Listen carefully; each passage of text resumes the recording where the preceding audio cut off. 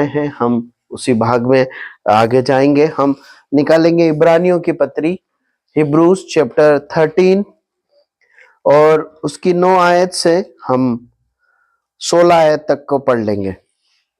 इब्रानियों की पत्री उसका 13 अध्याय उसकी 9 आयत से 16 आयत तक जल्दी से पढ़ने में मदद करें। नाना प्रकार के और ऊपरी उद्देश्यों से न भरमाए जाओ, क्योंकि मन का अनुग्रह से दृढ़ रहना भला है, न कि उन खाने की वस्तुओं से जिनसे काम रखने वालों को कुछ लाभ न हुआ। हमारी एक ऐसी वेदी है जिस पर से खाने का अधिकार उन लोगों को नहीं जो तंबू की सेवा करते हैं, क्योंकि जिन पशुओं का लहू महायाजक पाप बलि के लिए पवित्र स्थान में ले जाता है, उनकी देह छावनी के बाहर जलाई जाती है। इसी कारण यीशु ने भी लोगों को अपने ही लहू के द्वारा पवित्र करने के लिए फाटक के बाहर दुख उठाया। सो आओ उसकी निंदा अपने ऊपर लिए हुए छावनी के बाहर उसके पास निकल चले, क्योंकि यहाँ हमारा कोई स्थिर रहने वाला नगर नहीं, वरन हम एक आने वाले नगर की खोज में हैं। इसलिए हम उसके द्वारा स्तुति रूपी बलिदान अर्थात उन होठों का फल जो उसके नाम का अंगीकार करते हैं परमेश्वर के लिए सर्वदा चढ़ाया करें। बड़ाई करना, उदारता न भूलो, क्योंकि परमेश्वर ऐसे बलिदानों से प्रसन्न होता है। परमेश्वर अपने वचन के पढ़े और सुने जाने पर अधिकाई से आशीष दे। हमने पिछले अध्ययन में 9वीं आयत से अध्ययन किया था और हमने कुछ महत्वपूर्ण बातों को वहां से सीखा था। आप दोहरा सकते हैं क्या जल्दी से? हमने इस बात को देखा था कि शैतान जो है वो भ्रमित करता है ना, मनुष्य को भ्रम में डालता है। इसका मतलब क्या है कि वो परमेश्वर के सत्य को मनुष्य के सामने से हटाकर या उस सत्य में झूठ मिलाकर भ्रमित करता है ताकि मनुष्य भटक जाए। और हमने इस बात को देखा था कि 2 प्रकार से वो करता है। पहला, उससे आवाज हो रही है बेटा।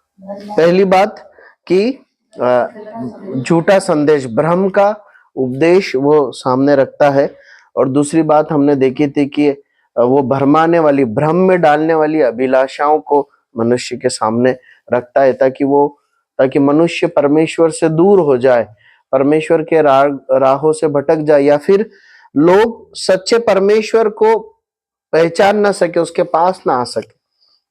अब भ्रम से बचने के लिए परमेश्वर ने मनुष्य को कुछ उपाय दिए। क्या देखा था हमने? मन के दृढ़ अनुग्रह। हमने इस बात को देखा कि परमेश्वर ने मनुष्य को अपना अनुग्रह का वचन दिया है। मतलब परमेश्वर ने शैतान के भ्रम जाल से, भ्रम की चालों से बचने के लिए पवित्र वचन बाइबल को दिया है। जो व्यक्ति परमेश्वर के वचन बाइबल को पढ़ता है वो शैतान के झूठ को पहचान पाता है। वो पहचान पाता है कि शैतान भ्रम को या छल को मेरे सामने रख रहा है, परंतु मुझे परमेश्वर के सत्य वचन पर चलना है।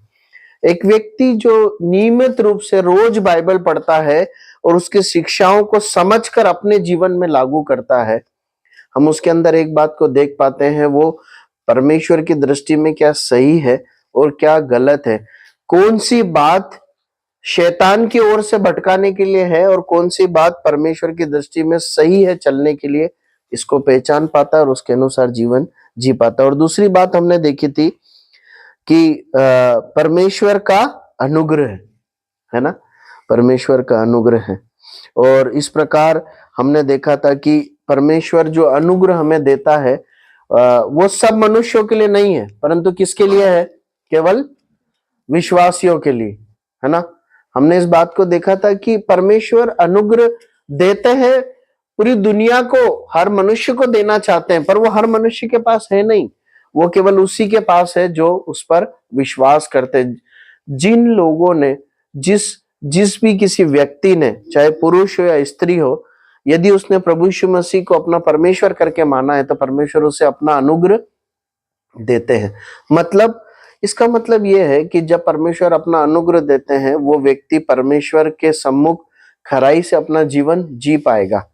एक मनुष्य के लिए पवित्र जीना मुश्किल है, पवित्र जीवन जीना मुश्किल है। अपने वैचारिक जीवन में, अपनी दृष्टि से, अपने कार्यों से पवित्र जीवन जीना मुश्किल है।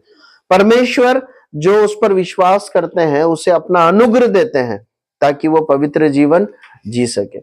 कई बार हम देखते हैं लोगों में, कई लोगों में जो है कुछ गलत आदतें रहती है। बाइबल बताती है मनुष्य अपनी सामर्थ्य से उनसे छूट नहीं सकता, लेकिन परमेश्वर जो प्रभु यीशु मसीह पर विश्वास करते हैं उन्हें अपना अनुग्रह देते हैं ताकि वो उन गंदी आदतों को छोड़कर भक्ति में अपने जीवन को जी सके। उसके बाद आखिरी अंतिम बात हमने 9वीं आयत में देखी थी। क्या देखी थी बताएंगे?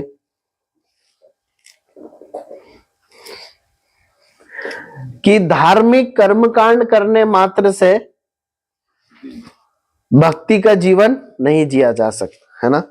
हमने इस बात को देखा था कि अगर सच्चाई से हृदय में परमेश्वर का भय नहीं है, परमेश्वर के प्रति आज्ञाकारिता, समर्पण नहीं है, और केवल धार्मिक क्रियाएं कर रहे हैं, है ना, चर्च में आ रहे हैं, बाइबल भी पढ़ रहे हैं, विधि नियमों को भी मान रहे हैं, उससे परमेश्वर को हम खुश नहीं कर सकते, उससे हमें भी अपने जीवन में कोई फायदा नहीं होगा।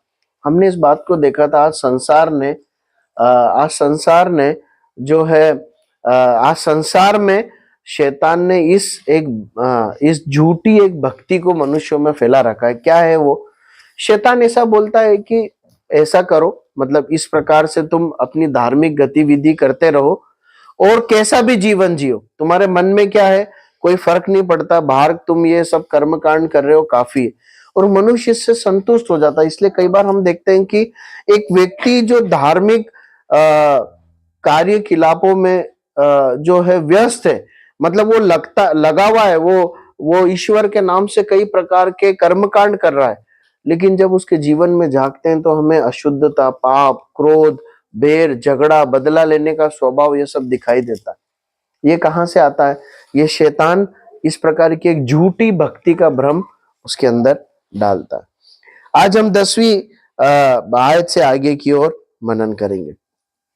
अब देखिए, अब हम इस अध्याय को आज तो समाप्त नहीं कर पाएंगे, लेकिन कुछ ही समय में, आने वाले दिनों में ये पत्री का समापन हो जाएगा, है ना। अब हमने इस बात को देखा था कि जो है लेखक इस पत्री का समापन करते समय एक अंतिम सारांश के रूप में कुछ बातों को लिख रहा है, और एक बार फिर वो जो है बहुत ही संक्षिप्त रीति से एक बार फिर पुरानी व्यवस्था की बातों को यहूदी विश्वासियों के सामने लेकर आ रहा है ना। ये जो पत्री है, ये किन्हें लिखी गई है? ये उन लोगों को लिखी गई है जो यहूदी या इस्राएली समाज से आते हैं। उन्होंने प्रभु यीशु मसीह के सुसमाचार को सुना और उन्होंने विश्वास किया कि प्रभु यीशु मसीह ही वो मसीहा है जो जगत का उद्धार करता होकर आने वाला था। न केवल इस्राएलियों का, न केवल यहूदियों का, परंतु सारे जगत का उद्धार करता जो आने वाला था, जो पापों से मुक्ति देगा इस दुनिया को, प्रभु यीशु मसीह। देखिए, कई लोग ऐसा सोचते हैं कि यीशु मसीह जो है, प्रभु यीशु मसीह ईसाइयों के परमेश्वर, कुछ लोग ऐसा सोचते हैं ये यहूदियों के परमेश्वर है, लेकिन बाइबल बताती है कि ये इस धरती पर हर एक मनुष्य के परमेश्वर है। हर मनुष्य के पापों के बदले उन्होंने इस धरती पर आकर अपना बलिदान दिया है।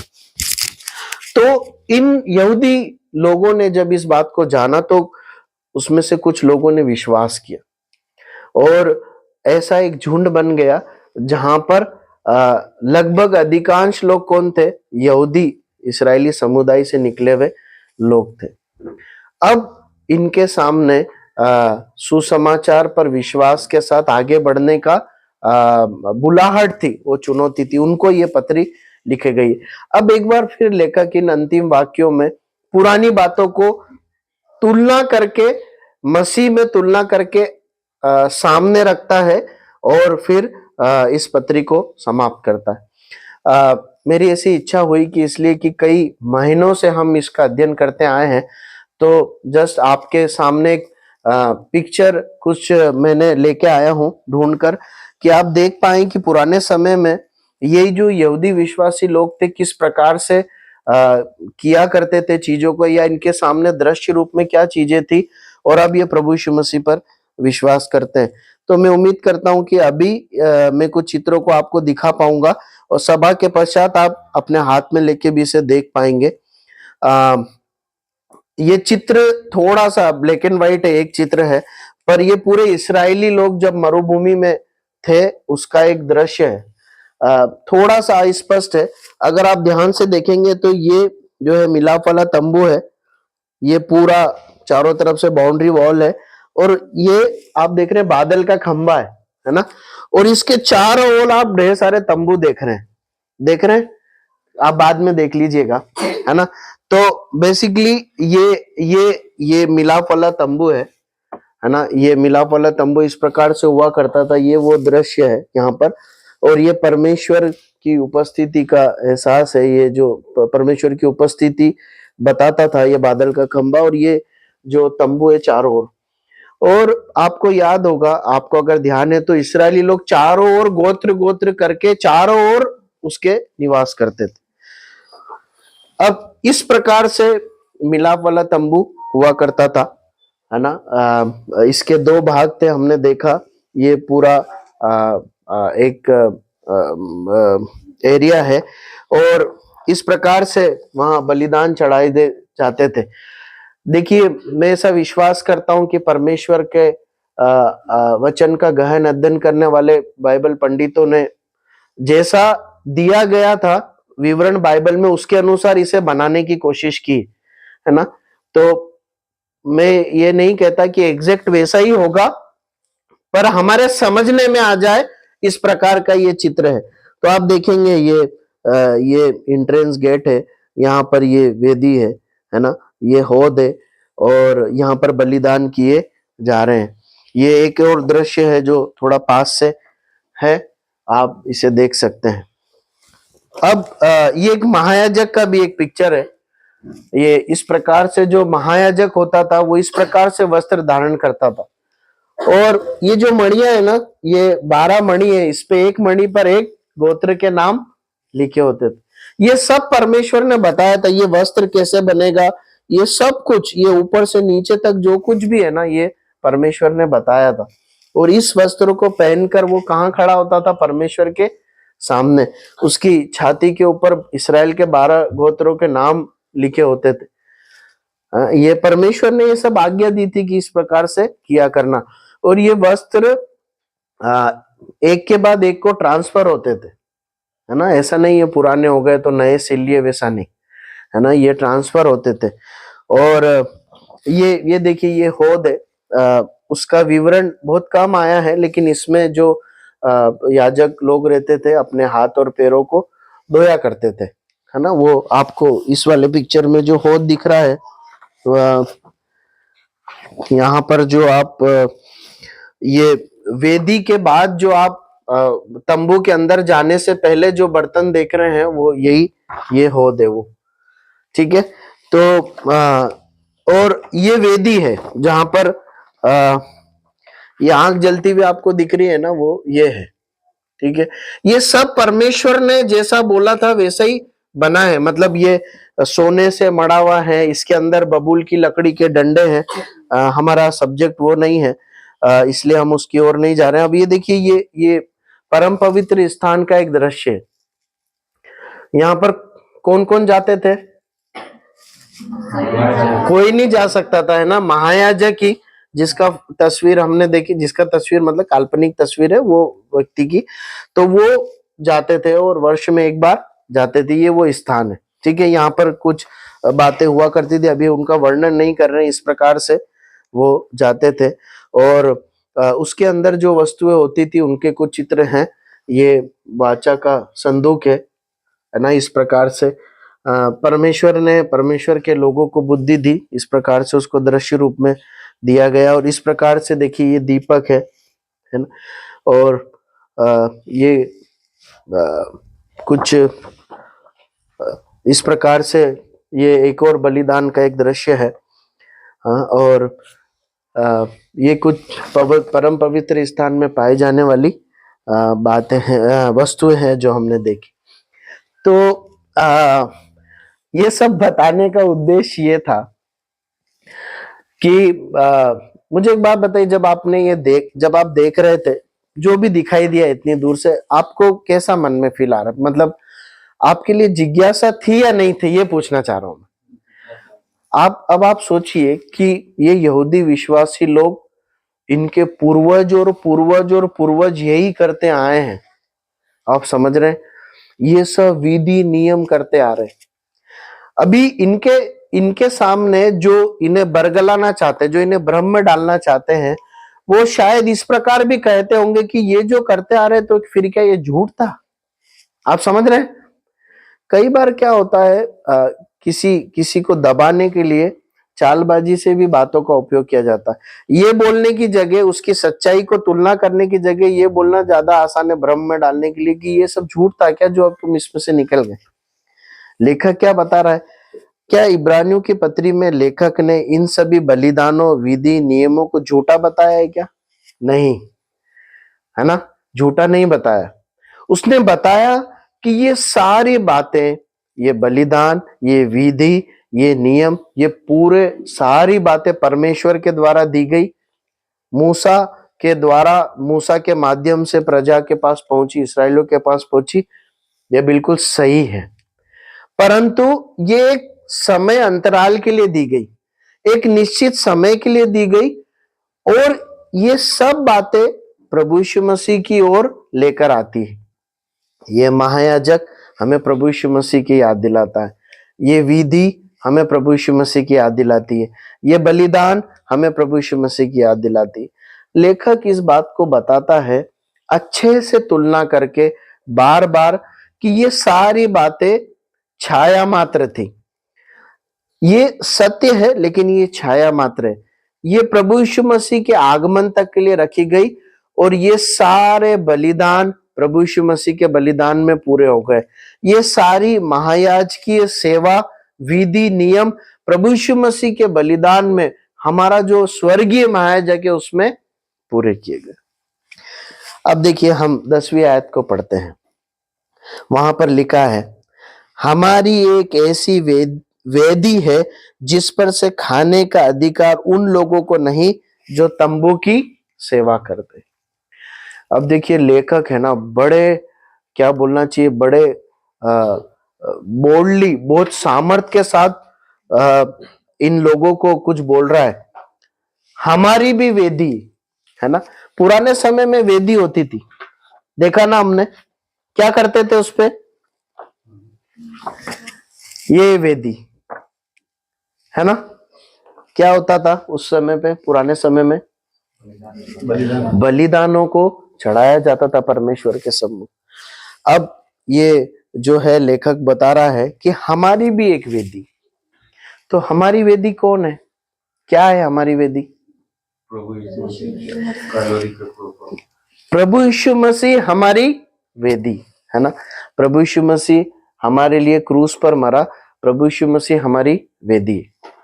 अब देखिए, मैं जानता हूं कि आप सब लोग परमेश्वर के वचन को अच्छे से समझते हैं, फिर भी कोई गफलत न रहे इसलिए बताऊं। कई बार ऐसा सोच आ सकती है, हमारी भी वेदी है, मतलब उस वेदी पे पशु बलिदान होते थे, तो प्रभु यीशु मसीह बलिदान हुआ, तो वेदी मतलब क्रूस है। क्रूस वेदी नहीं है ना। देखिए, प्रभु यीशु मसीह के बलिदान या उसके महायाज की सेवा की खासियत क्या है मालूम है? कि हमारा प्रभु यीशु मसीह महायाजक भी है जो बलिदान चढ़ाता है। हमारा प्रभु यीशु मसीह वो बलि मेमना भी है जो बलि होता है, और हमारा प्रभु यीशु मसीह वो वेदी भी है जिस पर वो परमेश्वर के सम्मुख चढ़ा जाता है। आप समझते हैं? ये अपने आप में एक बहुत बड़ा सिद्धांत है। पता है क्या है इस सिद्धांत में क्या बात है मालूम है? वो मिलाप वाले तंबू में जो सारी विधि, नियम, व्यक्ति, पशु, वो किसकी ओर इशारा करते थे? प्रभु यीशु मसीह की ओर। इसलिए वो बलि पशु भी प्रभु यीशु मसीह है, वो वेदी भी प्रभु यीशु मसीह है, जो महायाजक चढ़ा रहा है वो महायाजक भी प्रभु यीशु मसीह का प्रतिनिधित्व कर रहा है, और वो जो लहू है वो भी प्रभु यीशु मसीह का लहू है। आप समझ रहे हैं? इसीलिए प्रभु यीशु मसीह में आकर वो सारी बातें पूरी होती, वो सारी बातें पूरी होती। इसलिए हमारी जो वेदी है वो कौन है?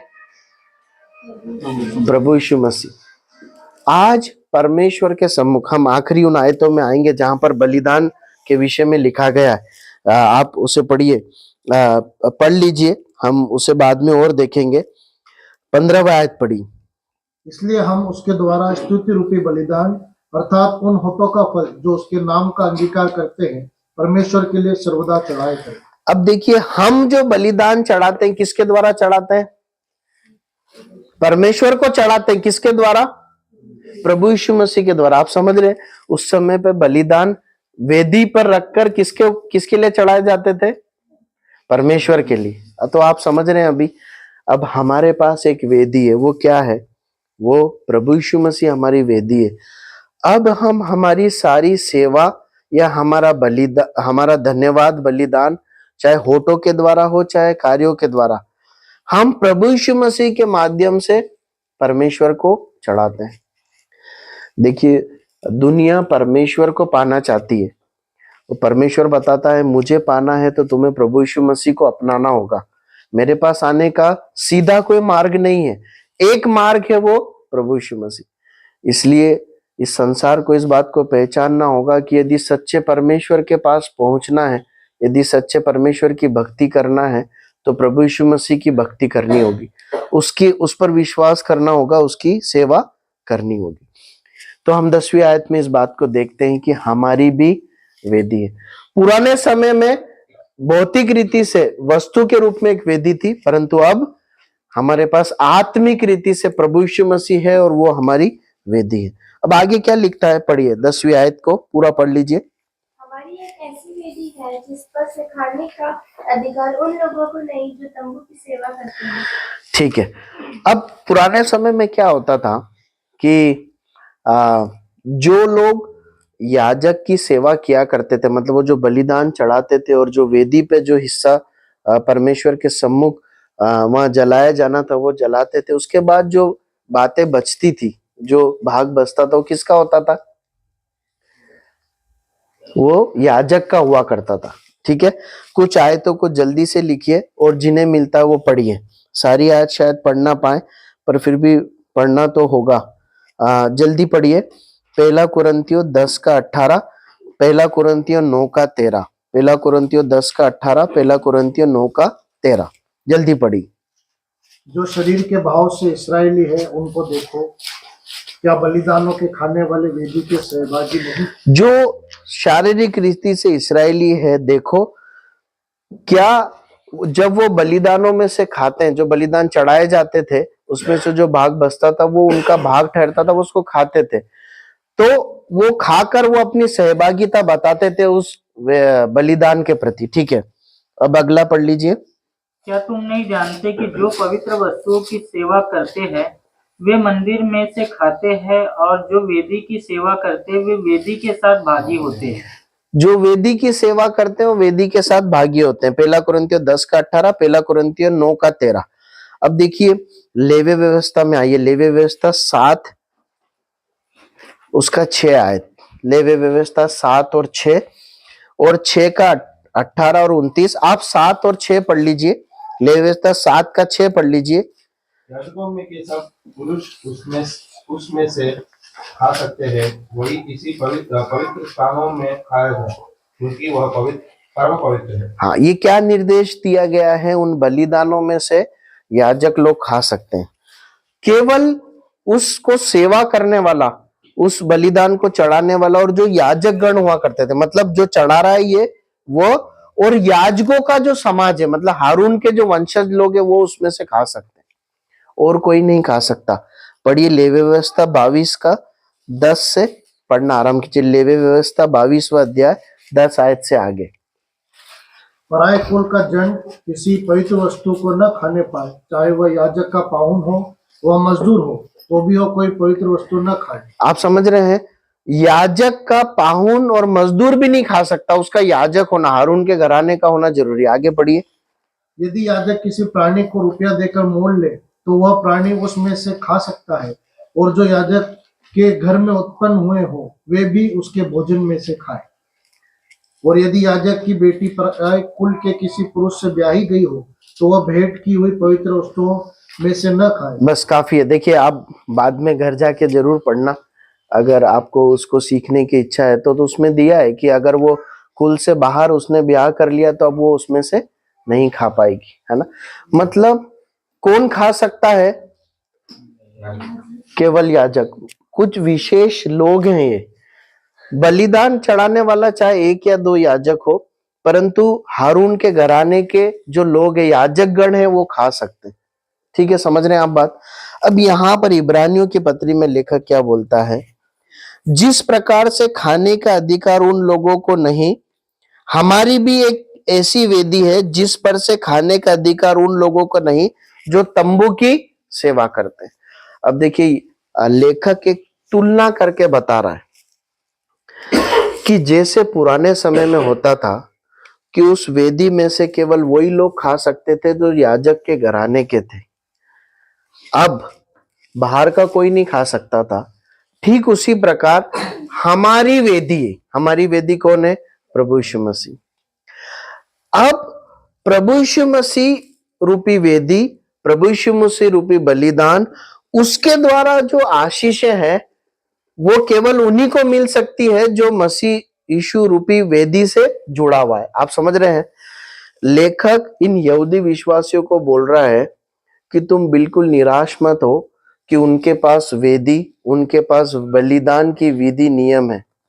तुम इस बात को याद रखो कि जैसे उस समय बलिदान और विधि मानने वाले महायाजक ही सहभागी हो पाते थे उन बलिदानों की आशीषों में, भौतिक आशीषों में, ठीक वैसे ही जब तुमने प्रभु यीशु मसीह पर विश्वास किया तो हमारी जो मसीही वेदी है, हमारा मसीह जो आत्मिक वेदी है, हमारा जो बलिदान है, उसके द्वारा जो हमें आशीषें मिली है, ये उनके लिए नहीं है। समझ रहे हो? जैसे उनके पास जो भौतिक बातें थी वो दूसरों के लिए नहीं थी, ठीक उसी प्रकार तुम्हारे पास जो आशीषें हैं वो उनके लिए नहीं है जो उस वेदी में अभी भी सेवा कर रहे हैं या उस वेदी पर विश्वास कर रहे हैं। आप समझ पा रहे हैं? अब बताइए क्या क्या आशीषें हैं जो प्रभु यीशु मसीह के बलिदान और वेदी में हमें मिली? हमें उद्धार मिला है। आप समझ रहे हैं लेखक क्या बोल रहा है? लेखक बोल रहा है कि ये जो उद्धार है ना, ये उद्धार उनके पास नहीं है। किनके पास? जो वेदी की अभी भी सेवा करने में लगे हैं। तुम उसको छोड़कर आत्मिक वेदी प्रभु यीशु मसीह पर विश्वास कर चुके हो, इसलिए तुम्हारे पास क्या उद्धार है, अनंत जीवन है। तुम्हारे पास वो अनुग्रह है जिसके विषय में अभी हम सीख रहे थे। ये उन लोगों के पास नहीं, उनका उसमें कोई हिस्सा नहीं है। प्रभु यीशु मसीह के द्वारा प्राप्त पापों की क्षमा, उद्धार, प्रभु यीशु मसीह के द्वारा मिलने वाला अनुग्रह और प्रभु यीशु मसीह के द्वारा मिलने वाला अनंत जीवन, कभी न मिटने वाला जीवन किसके पास है? तुम्हारे पास, जिसने आत्मिक वेदी, आत्मिक बलिदान प्रभु यीशु मसीह पर विश्वास किया है। उन लोगों का कोई हिस्सा इसमें नहीं। आप समझ रहे हैं? प्रोत्साहन की बात है क्या? अब कल्पना कीजिए उन लोगों के लिए कितना बड़ा प्रोत्साहन होगा। लेखक अब स्पष्ट कर रहा है कि वो उसी बलिदान को करते करते नाश हो जाएंगे। उनका इसके बाद कुछ नहीं है, लेकिन तुम्हारे पास प्रभु यीशु मसीह में अनंत जीवन और आशा है। ठीक है, अब आगे पढ़ते हैं, 11वीं आयत में आते हैं। क्या लिखा है? जल्दी पढ़िए। क्योंकि जिन पशुओं का लहू महायाजक पाप बलि के लिए पवित्र स्थान में ले जाता है, उनकी देह छावनी के बाहर जलाई जाती है। हाँ, 12 भी पढ़ लीजिए। इसी कारण यीशु ने भी लोगों को अपने ही लहू के द्वारा पवित्र करने के लिए फाटक के बाहर दुख उठाया। अब प्रभु यीशु मसीह, पहले लेखक जो है वेदी से प्रभु यीशु मसीह की तुलना कर रहा है। अब किस बात से तुलना कर रहा है? महायाजक जो पाप बलि चढ़ाता था, लेखक उससे तुलना कर रहा है प्रभु यीशु मसीह के बलिदान की। देखिए पढ़िए, लेवी व्यवस्था 16 अध्याय 17 आयत। लेवी व्यवस्था 16 अध्याय और 17 आयत।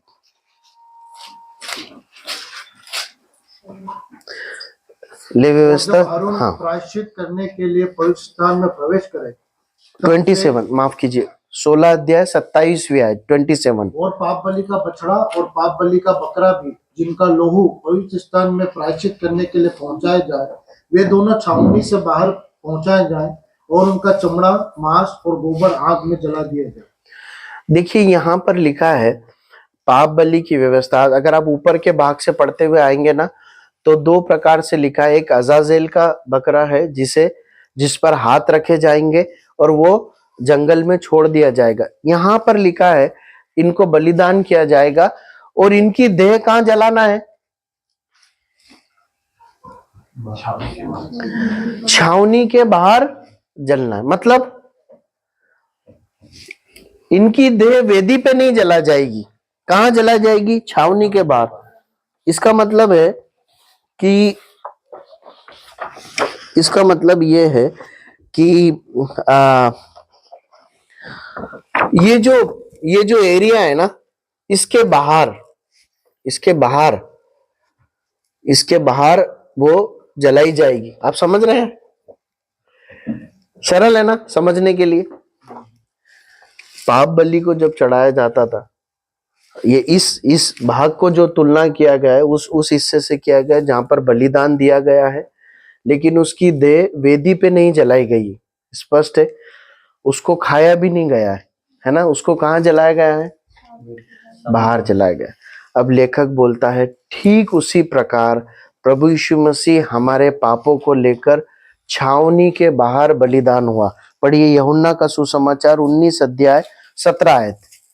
यूहन्ना का सुसमाचार 19 अध्याय 17 आयत।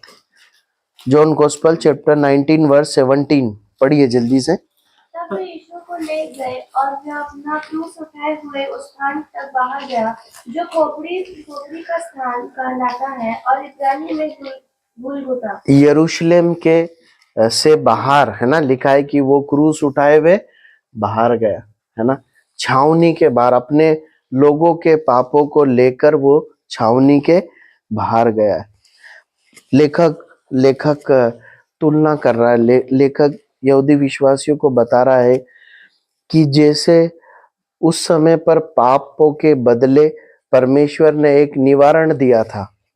क्या दिया था? कि इस प्रकार से एक बलिदान करना, उसको छावनी के बाहर जलाया जाएगा। ठीक प्रभु यीशु मसीह में वो बलिदान पूरा होते हुए, उस बलिदान विधि को पूरा होते हुए हम देखते हैं। प्रभु यीशु मसीह हमारे लिए पाप बलि बना। उसने मनुष्य के पापों को लेकर, हमारे पापों को लेकर छावनी के बाहर, यरूशलेम के बाहर, जैसे हमने पढ़ा, उस स्थान पर जो गुलगुता कहलाता है, क्रूस का दुख सहा और अपने प्राणों का बलिदान दिया। अब क्या करना है? आगे पढ़ते हैं 13 आयत में क्या लिखा है? इसलिए आओ उसकी निंदा उसके अपने ऊपर लिए हुए छावनी के बाहर उसके पास निकल चलिए। अब लेखक जो है एक खुला आह्वान यहूदी विश्वासियों को दे रहा है। क्या आह्वान दे रहा है? क्या करो? अब आओ हम भी क्या करें? उसके पास निकल चलें। किसके पास?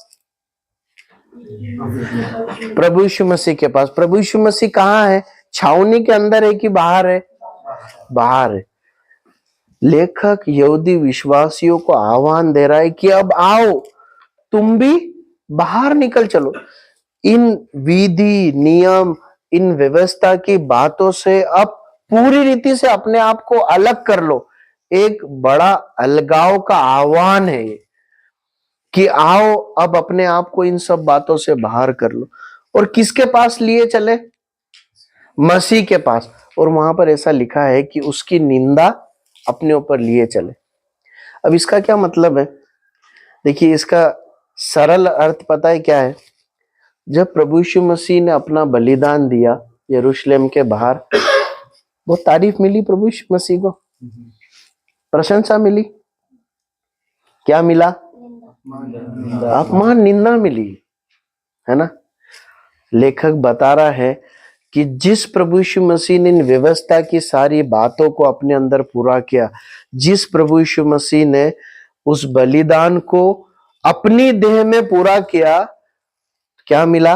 निंदा मिली, उपहास मिली, अपमान मिला। तुम ये मत सोचो कि जब तुम प्रभु यीशु मसीह के पीछे चल पड़े हो तो तुम्हें बहुत प्रोत्साहन मिलेगा, है ना? नहीं मिलेगा। प्रभु यीशु मसीह की वो निंदा अब अपने ऊपर ले लो। लेखक साफ साफ भाषा में बोल रहा है कि जब तुम अलगाव के लिए अलग निकल जाओगे, जब तुम इस पुरानी व्यवस्था, पुराने विधि नियम कर्म कांड बलिदानों से, मंदिर से जब तुम अपने आप को अलग कर लोगे, इसका मतलब तुमने किस बात को चुना है मालूम है? तुमने प्रभु यीशु मसीह के समान निंदित होने को चुन लिया है। जिसने तुम्हारे लिए बलिदान दिया वो उसने निंदा सही इस बलिदान को देते, वही निंदा अब तुम्हें अपने ऊपर लेकर निकल पड़ना है। आगे क्या लिखता है? हम बाहर निकल चलें, उससे बाहर निकल जाएं। आगे 14 आयत। क्योंकि यहाँ हमारा कोई अस्थायी नगर नहीं, वरन हम एक आने वाले नगर की खोज में हैं। क्यों बाहर निकल जाना है? क्योंकि अस्थायी नगर, भौतिक रीति से ये जो सब बातें हैं ना, इनमें कोई स्थायीपन नहीं है, कोई स्थायीपन नहीं है। हम एक ऐसे नगर की खोज में है जो आने वाला है। अभी है क्या? इनके सामने है क्या? नहीं है, आने वाला है। देखिए, लेखक ने अनेक बार इन पत्रियों में अगर आप पढ़ेंगे ना तो इस बात का जिक्र किया है। मैंने शायद उस बात को नोट किया हो, मुझे ऐसा लगता है। हाँ, 12 अध्याय की 28वीं आयत पढ़िए, 11 अध्याय की 10 आयत पढ़िए, 12 अध्याय की 28वीं आयत। इस कारण हम इस राज्य को पाकर जो हिलन का नहीं, जो हिलने का नहीं, हाँ, कृतज्ञ न हो और भक्ति और भय सहित परमेश्वर की ऐसी आराधना करें जिससे वह प्रसन्न होता है। देखिए, लेखक वहां पर फिर एक बात को बता रहा है कि ऐसा एक राज्य हमने पाया है प्रभु यीशु मसीह के द्वारा जो हिलने का नहीं। 11वां अध्याय 10वीं आयत पढ़िए। क्योंकि वह उस स्थिर नींव वाले नगर की बाट जोता था जिसका रचने वाला और बनाने वाला परमेश्वर। वो स्थिर एक नगर की बाट जो रहा था, किसके बारे में लिखा है? किसके बारे में लिखा है? ऊपर अब्राहम के बारे में लिखा। 13 और 14 आयत पढ़िए।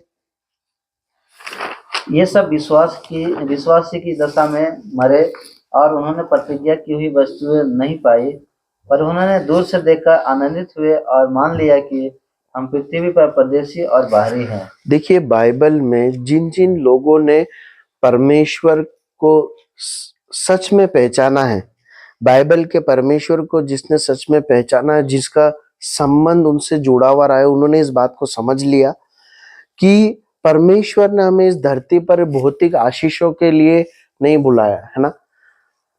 जो व्यक्ति प्रभु यीशु मसीह पर विश्वास करता है उसे इस बात को समझ लेना है कि प्रभु यीशु मसीह मुझे इसलिए नहीं बुलाते हैं कि मैं उन पर विश्वास करूं, उसके बाद मेरे घर की सब समस्या मिट जाए, मेरे घर में कोई लड़ाई झगड़ा नहीं होगा, मेरे बच्चे बिल्कुल सही मार्ग पे चलेंगे, कोई बुराई नहीं करेंगे, जब समय आएगा तो उनकी नौकरी फट से लग जाएगी, उसके बाद समय बीतते से एकदम समय आने पर उनकी शादी ब्याह हो जाएंगे, घर की जरूरत पड़ेगी तो घर बन जाएगा, नौकरी पर सब आराम से चलाएगा। नहीं, प्रभु यीशु मसीह अब इस संसार में मनुष्यों को जब अपने पास बुलाते हैं, जब सच्चे मसीह प्रभु यीशु मसीह के सुसमाचार का प्रचार करके ये बोलते हैं कि यीशु मसीह पर विश्वास करो, तुम आशीषों को पाओगे, तुम शांति आराम पाओगे, इसका मतलब क्या है?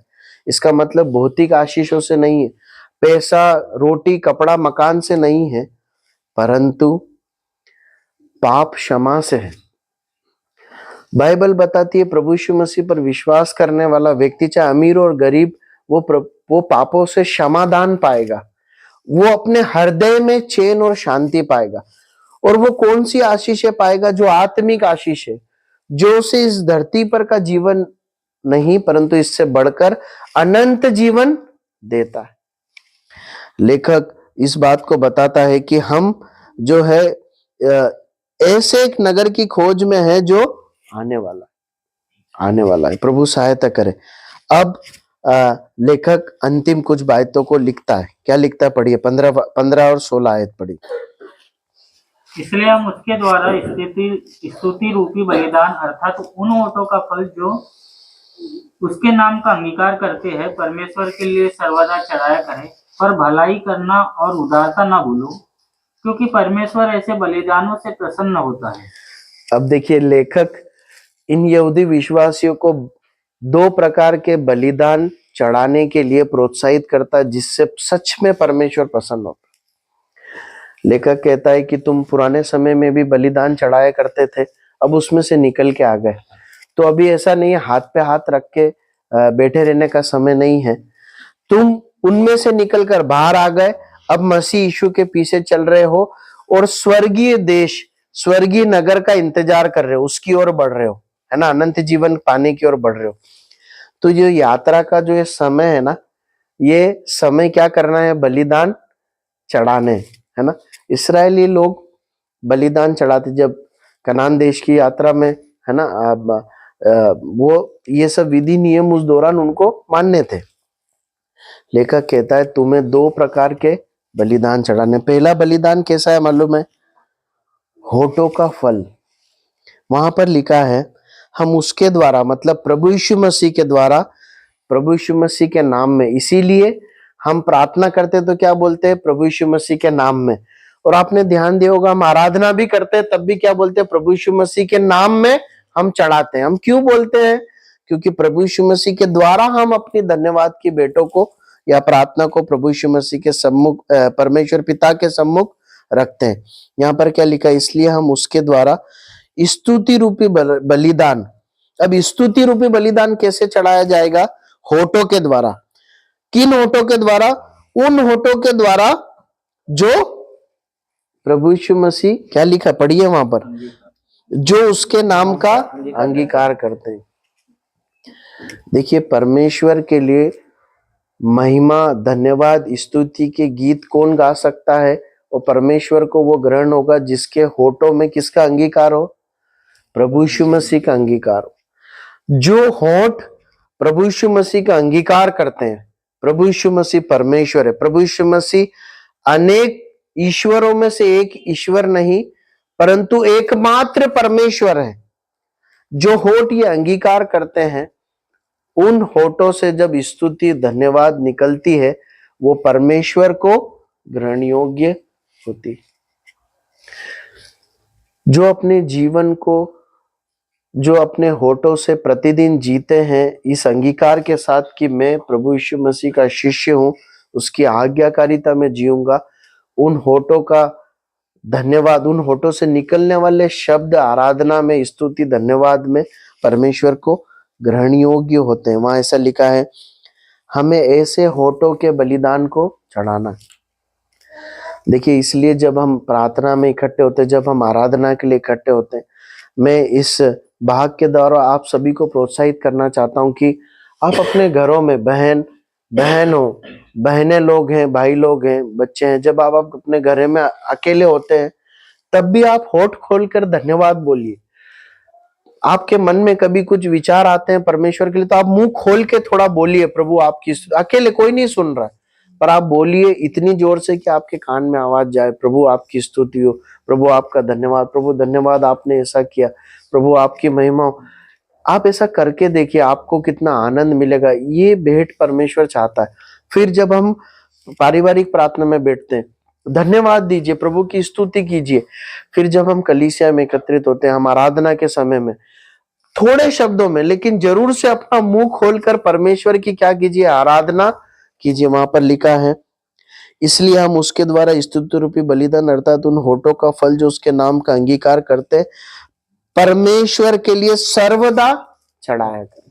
और उसके बाद लिखा है पर भलाई करना और उदारता न भूलें, क्योंकि परमेश्वर ऐसे बलिदानों से प्रसन्न होता है। होठों के द्वारा एक बलिदान है, धन्यवाद, स्तुति है, और कार्यों के द्वारा एक बलिदान है। उसमें क्या करना है,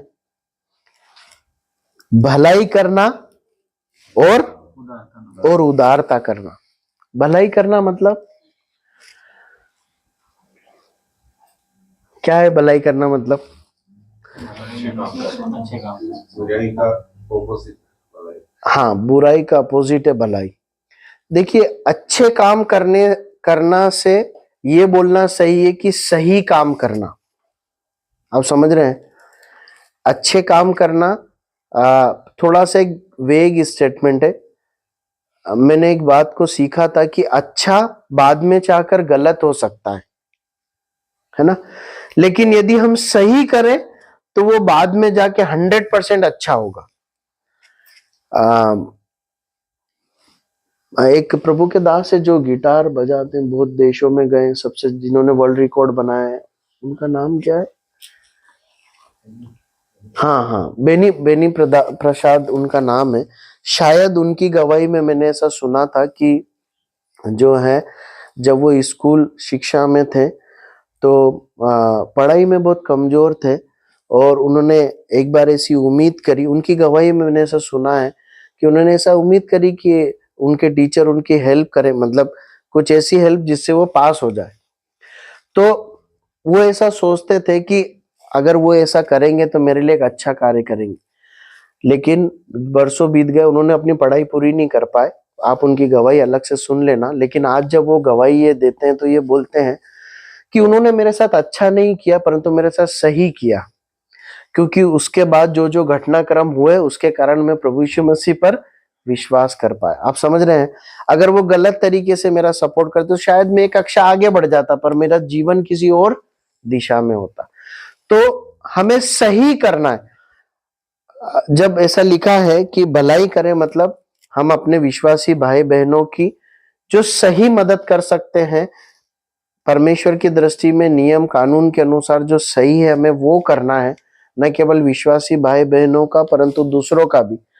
गलत बात में साथ देकर अच्छा करने की कोशिश नहीं करना, पर जो सही है वो साथ देना। दूसरा, उदारता करना। उदारता करना मतलब क्या है?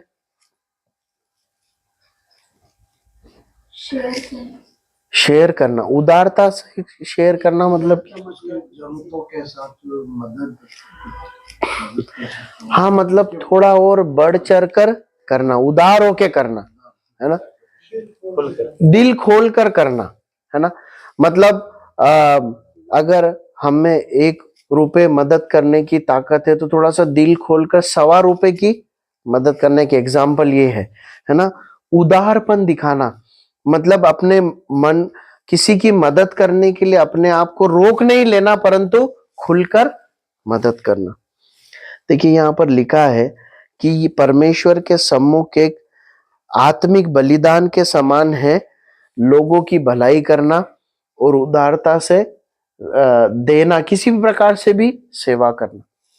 इसलिए आप देखेंगे कि जो मसीह लोग हैं, जो प्रभु यीशु मसीह पर विश्वास करने वाले या भय मानने वाले लोग हैं, आप देखेंगे कि वो बहुत उदार होते हैं। मतलब आप देखिए वो अनाथों की सेवाएं करते हैं, आप देखेंगे वो बुजुर्गों की सेवा करते हैं, वृद्धाश्रम चलाते हैं, अनाथालयों की सेवा करते हैं, वो गरीब झुग्गी बस्तियों में जाकर पढ़ाते हैं और उनके लिए खर्च करते हैं। मैं ऐसे लोगों के बारे में भी सुना है जो एक टाइम का भोजन त्याग कर ऐसा अंदाजा लगाते हैं कि एक दिन के खाने में इतना पैसा हम खर्च करते हैं, वो पैसा भूखा रहकर वो पैसा वो दूसरों को देते हैं। प्रियो, प्रभु सहायता करे कि न हम होठों के बलिदान भी चढ़ाए और शब्दों से भी बलिदान चढ़ाए और अपने कार्यों से भलाई करके उदारता दिखाकर भी बलिदान चढ़ा सके। परमेश्वर अपने वचन के पढ़े और सुने जाने पर आशीष दें। प्रभु चाहे आने वाले समय में हम 17 आयत से आगे की ओर मनन करेंगे। कोई भी भाई प्रार्थना करें और सभा को समाप्त।